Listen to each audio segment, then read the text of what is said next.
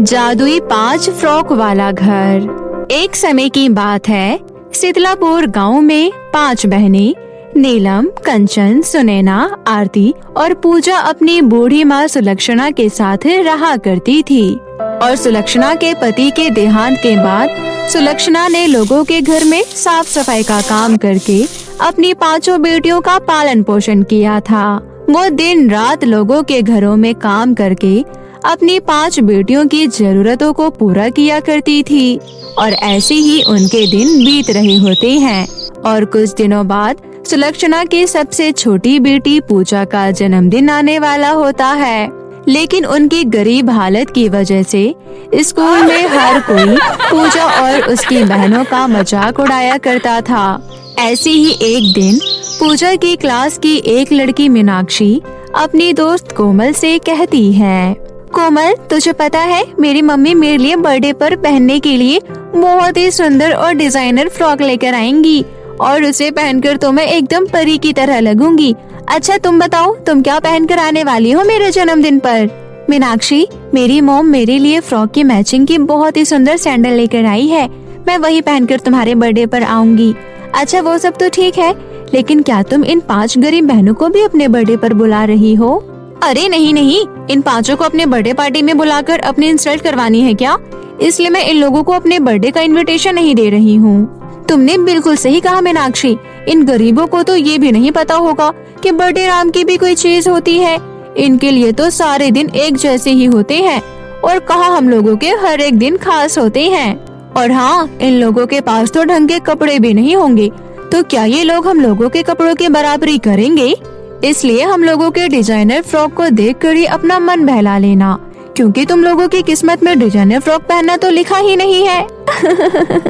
इतना कहकर मीनाक्षी और कोमल उन 5 बहनों का बहुत मजाक उड़ाती है। तभी पूजा की 4 बहनों को उनकी बातें सुनकर बहुत गुस्सा आता है।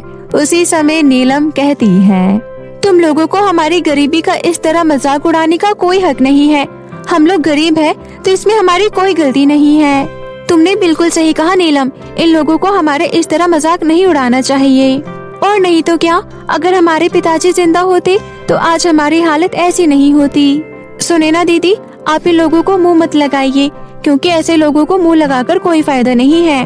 उसी समय पूजा उन दोनों लड़कियों से कहती है, सुनो मीनाक्षी और कोमल, अगर आज के बाद तुम दोनों ने हमारी गरीबी को लेकर जरा सा भी मजाक उड़ाया तो इस बार मैं तुम्हें छोड़ूंगी नहीं। इसलिए चुपचाप यहाँ से चली जाओ और ये अपनी अमीरी का घमंड कहीं और दिखाना, हमारे सामने नहीं। पूजा इतना कह रही होती है कि उसी समय स्कूल की छुट्टी हो जाती है और वो 5 बहनें अपने घर वापस आ जाती है। लेकिन उनके मन में कहीं न कहीं मीनाक्षी और कोमल की बातों से ठेस पहुंचती है, जिसकी वजह से उनके चेहरे पर उदासी साफ साफ जाहिर हो रही थी। और उनके इन उदास चेहरों को देखकर उनकी माँ सुलक्षणा उनसे पूछती है, क्या हुआ मेरी प्यारी बच्चियों, आज तुम लोग इतना उदास क्यों लग रही हो? कुछ हुआ है क्या? माँ, हमारी गरीबी की वजह से स्कूल में सारे बच्चे हमारा मजाक उड़ाते हैं। हाँ माँ, और उनकी बातें सुनकर हम लोगों को बहुत बुरा लगता है। और माँ, आपको पता है कुछ दिनों बाद पूजा का जन्मदिन आ रहा है और इस वजह से भी स्कूल में बच्चों ने हमारा बहुत मजाक उड़ाया है। हाँ माँ, क्योंकि उन लोगों को लगता है कि हम लोग ना ही कभी जन्मदिन मना सकते हैं और ना ही अच्छे कपड़े पहन सकते हैं। तुम लोग चिंता मत करो मेरी बच्चियों, मैंने इस बार कुछ पैसे जमा किए हैं, इसलिए मैं तुम 5 को पूजा के जन्मदिन पर बहुत ही सुंदर फ्रॉक ला कर दूंगी। फिर मेरी बेटियों का कोई मजाक नहीं उड़ा पाएगा।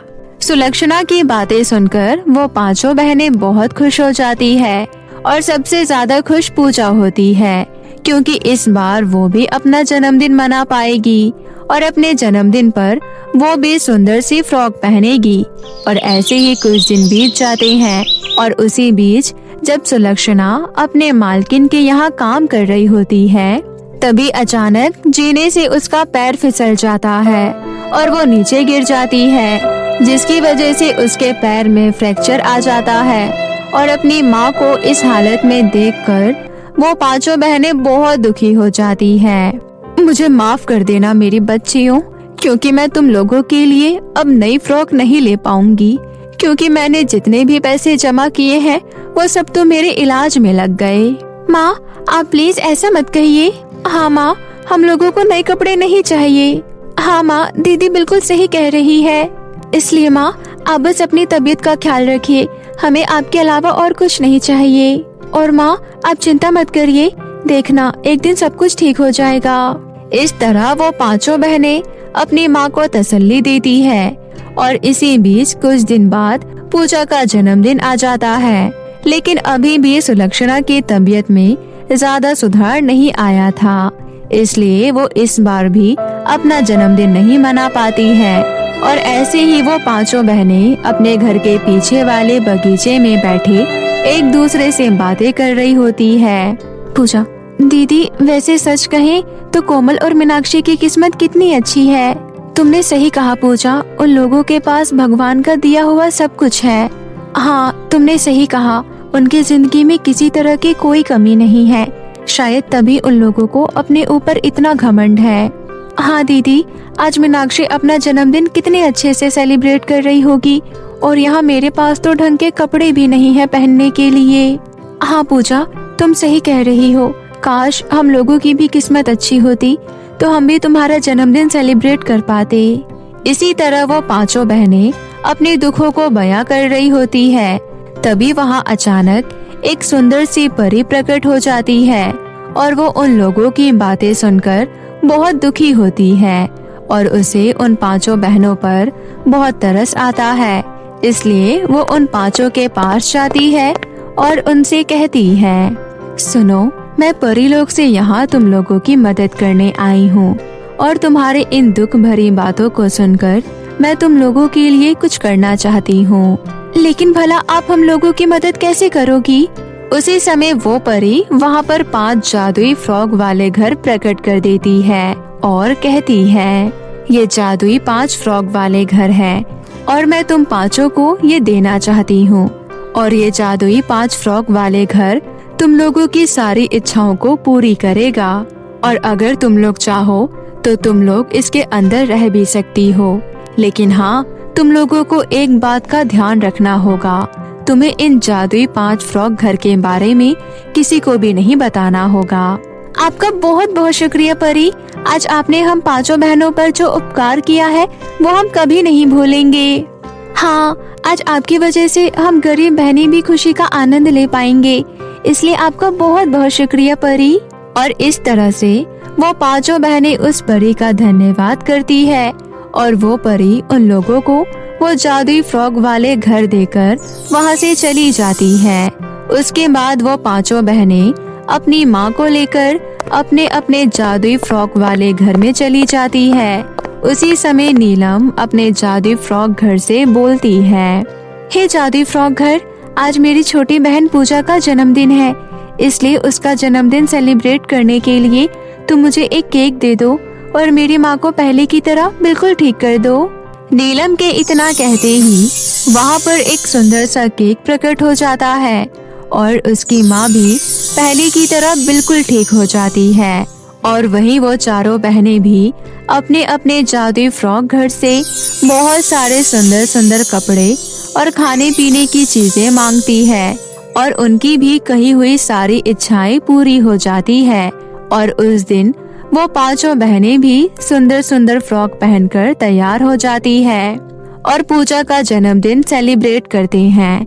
और जब अगले दिन वो पांचों बहनें स्कूल जाती है तो सुनैना और आरती मीनाक्षी और कोमल से कहती है, तुम लोगों को तो इस बात का अंदाजा भी नहीं होगा कि इस बार हमने भी अपनी बहन का जन्मदिन कितने अच्छे से सेलिब्रेट किया है। और हाँ, हमने तुमसे भी अच्छी और डिजाइनर फ्रॉक पहनी थी और बहुत ही स्वादिष्ट खाना भी खाया था। अरे, तुम लोगों को ये झूठे बहाने बनाने की कोई जरूरत नहीं है, क्योंकि हम लोगों को तुम्हारी गरीबी की सच्चाई अच्छे से पता है, इसलिए ये फालतू का फेंकना बंद करो। अरे, हम लोग बिल्कुल सच कह रहे हैं, हमें एक परी ने जादुई 5 फ्रॉक वाले घर दिए हैं और हम लोग उससे जो कुछ भी मांगते हैं वो हमारी सारी इच्छाएं पूरी कर देता है। हाँ, सुनैना बिल्कुल सही कह रही है। अगर तुम लोगों को हमारी बातों पर यकीन नहीं होता तो तुम लोग स्कूल की छुट्टी होने के बाद हमारे साथ हमारे घर चलकर देख सकती हो। और इस तरह मीनाक्षी और कोमल आरती और सुनैना की बातें सुनकर हैरान हो जाती है और उस समय वो तीनों बहनें वहाँ पर नहीं होती है, इसलिए उन्हें इस बात का अंदाजा भी नहीं होता कि उनकी दोनों बहनों ने मीनाक्षी और कोमल को उस जादुई फ्रॉक घर के बारे में बता दिया है। इसलिए जब स्कूल की छुट्टी होने के बाद सुनैना और आरती मीनाक्षी और कोमल को अपने जादुई फ्रॉक घर के सामने ले जाकर कहती है, हे जादुई फ्रॉक घर, तुम जल्दी से मुझे स्वादिष्ट स्वादिष्ट खाना दे दो। लेकिन इस बार सुनैना के ऐसा कहते ही वो जादुई फ्रॉक घर वहाँ से गायब हो जाता है और ऐसी ही आरती भी जब अपने जादुई फ्रॉक घर से कुछ मांगती है तो उसका भी जादुई फ्रॉक घर वहाँ से गायब हो जाता है और इस तरह वो बाकी के जादुई 3 फ्रॉक घर भी वहाँ से गायब हो जाते हैं, जिस वजह से उन लोगों की कोई भी इच्छा पूरी नहीं होती और इसी वजह से मीनाक्षी और कोमल उन दोनों बहनों का बहुत मजाक उड़ाती हैं और वहाँ से हंसते हुए चले जाते हैं। और जब उन तीनों बहनों को इस बात का पता चलता है तो नीलम कहती है, आरती और सुनैना, ये तुम दोनों ने क्या किया? अरे तुम दोनों इतनी नासमझ कैसे हो सकती हो? तुम्हें पता है ना उस परी ने हमें क्या कहा था? आज तुम दोनों की वजह से सब कुछ खराब हो गया। हाँ दीदी, आज आप लोगों की लापरवाही की वजह से वो जादुई फ्रॉक घर हमारे पास नहीं है। अब हम लोग क्या करेंगे? तुम सब मुझे माफ कर दो। हाँ दीदी, हम दोनों से बहुत बड़ी गलती हो गई, हमें माफ कर दीजिए। उसी समय वो परी वहाँ पर फिर से प्रकट हो जाती है और वो कहती है, सुनैना और आरती, मैंने उन जादुई फ्रॉक घर के बारे में किसी को बताने से इसलिए मना किया था क्योंकि अगर ये किसी लालची और बेईमान इंसान के हाथ लग जाए तो वो लोग इसका गलत उपयोग करेंगे। इसलिए अब जब तुम लोगों को अपनी गलती का एहसास हो गया है तो वो जादुई 5 फ्रॉक घर तुम्हारे पास वापस आ जाएंगे और फिर से तुम्हारी सारी इच्छाओं को पूरी करेंगे। लेकिन आगे से इस बात का ध्यान रखना कि उन जादुई 5 फ्रॉक घर की सच्चाई किसी के सामने ना आ पाए। अच्छा, तो अब मैं चलती हूँ। उस परी के वहाँ से जाते ही वो जादुई 5 फ्रॉक घर वहाँ पर फिर से प्रकट हो जाते हैं और उस दिन के बाद से वो 5 बहनें खुशी खुशी उस जादुई फ्रॉक घर में रहने लगती है और उनके पास अब किसी भी चीज की कोई कमी नहीं होती है और वो लोग अपना जीवन खुशी खुशी व्यतीत करने लगती है। जादुई फ्रॉक और चूड़ियों का जादू। रौनकपुर गांव से थोड़ी ही दूर पर एक गरीबों की झुग्गी थी। वहां के लोग बहुत ही गरीब थे। वे लोग किसी तरह से छोटे मोटे काम करके अपना गुजारा किया करते थे। वहीं पर राधिका नाम की एक गरीब लड़की रहती थी। राधिका की तरह ही वहाँ रहने वाली सभी लड़कियाँ गरीब थी। गरीबी की वजह से वहाँ की लड़कियाँ ना तो स्कूल जा पाती, ना ही दूसरे बच्चों की तरह खेलती कूदती थी। वे लोग किसी तरह से छोटे मोटे काम करके थोड़े बहुत पैसे कमा लेते थे, जिससे उनका गुजारा हो जाए। एक दिन राधिका घर में बैठी सोच रही थी, आज 4 दिन हो गए, अभी तक 1 भी रुपए की कमाई नहीं हुई है। तभी राधिका की सहेली डिम्पल वहाँ आती है। अरे राधिका, अब हमारा क्या होगा? अब तो लोग हमें छोटे मोटे काम देने से भी मना कर रहे हैं। पता नहीं डिम्पल, हम लोगों की किस्मत में क्या लिखा है। जब से पैदा हुई हूँ सिर्फ गरीबी ही देखने को मिली है। ना तो हमें अच्छी शिक्षा मिली है, ना ही जरूरत की कोई और चीज मिली है। पैदा होते ही हमारे माँ बाप ने हमें भीख मांगने के लिए छोड़ दिया है। अब तो लगता है शादी के बाद भी हमारी जिंदगी ऐसे ही गुजरने वाली है। तुम सही कह रही हो डिम्पल, खुशी हम गरीबों की किस्मत में कहाँ। हम कुछ करना भी चाहे तो नहीं कर सकते। तुम सही कह रही हो। सुनो सुनो, मैं एक ऐसी खबर लेकर आई हूँ जिसे सुनकर तुम सभी खुशी से उछल पड़ोगी। अरे अरे, ऐसी कौन सी खबर है, जरा बता तो मुझे। पड़ोस वाले गांव में सेठ मोहनलाल के घर बहुत बड़ी दावत चल रही है। वहाँ तरह तरह के स्वादिष्ट पकवान बने हैं। यह सुनकर सभी लड़कियाँ खुश हो जाती है। अरे फिर तो हम सभी को बिना देर किए वहाँ पहुँच जाना चाहिए। कहीं ऐसा ना हो हमारे वहाँ पहुँचते ही सारा खाना खत्म हो जाए। और फिर दौड़ते हुए वे सभी लड़कियां सेठ के घर पहुंच जाती है। सेठ के घर के आगे बहुत बड़ा शमियाना लगा था, जहां बहुत सारे लोग खाना खा रहे थे। खाने की खुशबू सूंघकर ही सभी लड़कियों के मुंह में पानी आ जाता है। खाने की खुशबू तो बहुत ही अच्छी आ रही है। अब मुझसे और नहीं रहा जा रहा। चलो चलकर खाना खाते हैं। हाँ चलो। और फिर वे सभी लड़कियां लोगों के बीच खाना खाने घुस जाती है और प्लेट उठाकर उनमें खूब सारा खाना भरकर रख लेती है। बहनों, प्लेट को अच्छे से भर लो। जितना खाना खाया जाएगा खा लेंगे और जो बच जाएगा उसे बचाकर घर ले जाएंगे, फिर इसे बाद में खाएंगे। वे लोग खाना ले ही रही थी कि तभी एक औरत उसे देख लेती है। अरे छी छी, ये भिखारी लोग यहाँ कहाँ से आ गया? अरे कोई रोको इसे, इसने तो सारा खाना ही खराब कर दिया। इन लोगों को अंदर किसने घुसने दिया? उस औरत के इतना बोलते ही सभी लोग वहाँ इकट्ठा हो जाते हैं और उन लड़कियों को गुस्से से घूरने लगते हैं। तभी सेठानी कहती है, तुम भिखारियों की हिम्मत कैसे हुई यहाँ घुसकर खाना खाने की? प्लीज मालकिन, हमें माफ कर दीजिए। हमने कई दिनों से अच्छा खाना नहीं खाया था। जब हमें पता चला कि यहाँ पर दावत चल रही है तो हम सभी अपने आप को रोक नहीं पाए और यहाँ आ गए। हमसे गलती हो गई, हमें माफ कर दीजिए मालकिन। लेकिन राधिका की बात सुनकर किसी को भी उस पर जरा भी दया नहीं आती है। तुम सब ने यहाँ आकर हमारी इतनी अच्छी पार्टी को खराब कर दी है। तुम्हारी वजह से हमारे मेहमानों को इतनी परेशानी हुई। हम तुम्हें नहीं छोड़ेंगे, तुम्हें इसकी सजा मिलेगी। हाँ, इन जैसे गरीब और कूड़े चुनने वाली लड़कियों को सबक सिखाना बहुत ही जरूरी है, वरना ये कभी नहीं सुधरेंगी।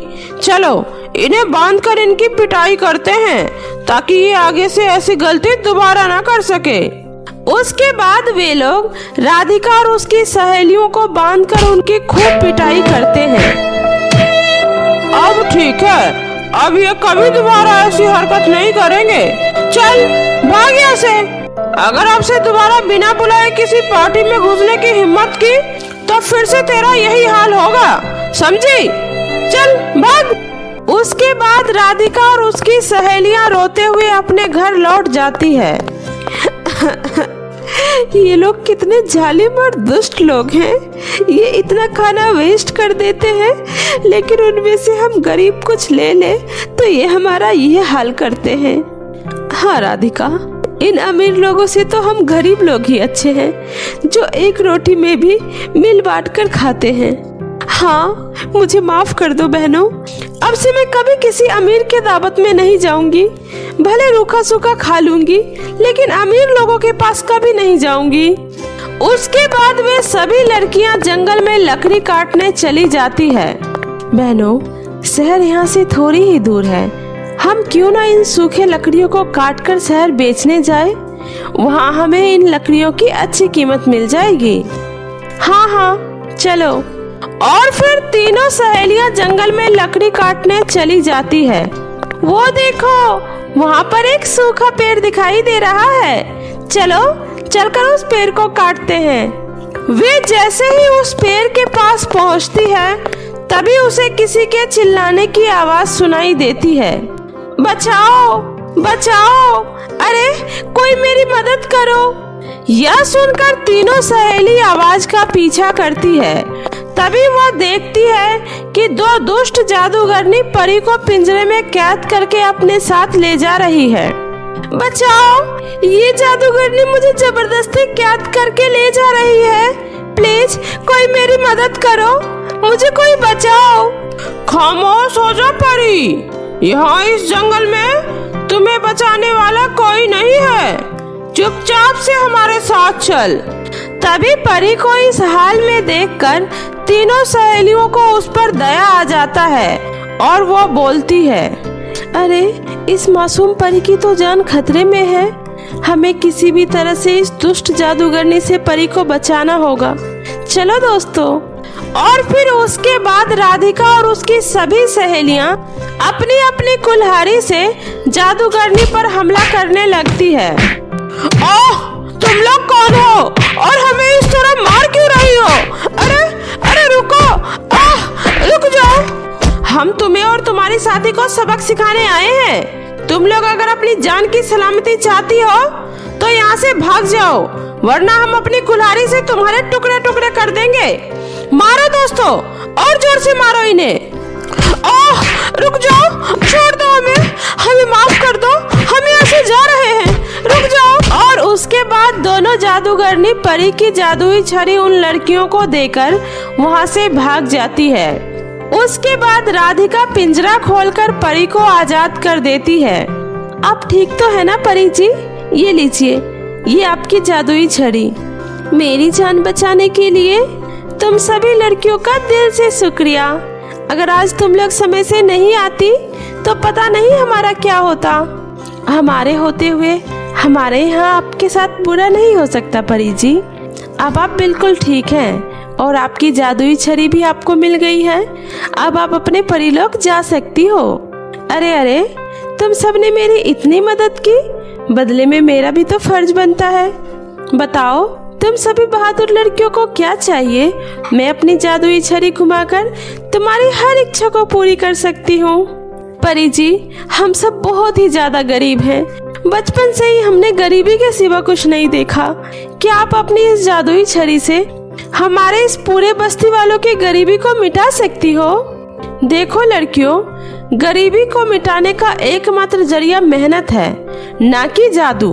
तुम्हारे गांव के लोग कुछ काम क्यों नहीं करते? काम तो वो तब करेंगे ना जब हमारे यहाँ कोई काम होगा।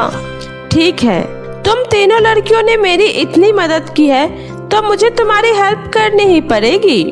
तभी परी उन तीनों लड़कियों को 3 बहुत ही खूबसूरत फ्रॉक और चूड़ी देती है और बोलती है, ये तीनों चीजें जादुई है।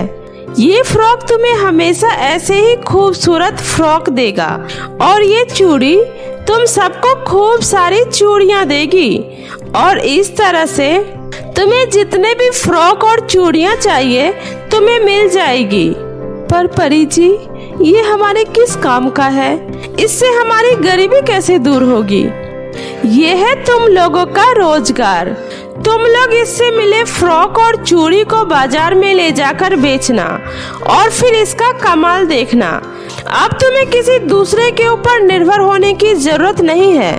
अब तुम सब मिलकर अपना अपना काम करो और उससे मिले पैसों से बाकी लोगों की सहायता करो और हमेशा खुश रहो। इतना बोलकर वो परी वहाँ से चली जाती है और फिर तीनों लड़कियां खुशी खुशी उस जादुई फ्रॉक और चूड़ियों को घर ले आती है और उससे खूब सारे फ्रॉक और चूड़ी मांगकर बाजार में बेचने चली जाती है। उनकी फ्रॉक और चूड़ियां इतनी अच्छी होती है कि उन्हें पहले ही दिन बहुत ही अच्छी कमाई हो जाती है। फिर वे लोग उन पैसों से अपने लिए जरूरत का सारा सामान खरीद कर ले आते हैं। धीरे धीरे वे लोग बहुत ही अमीर हो जाते हैं और खुशी खुशी रहने लगती है।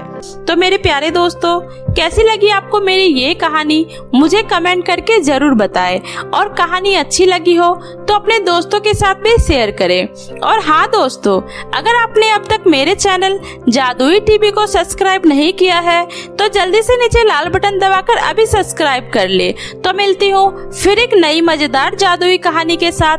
तब तक अपना ध्यान रखें। बाय बाय दोस्तों।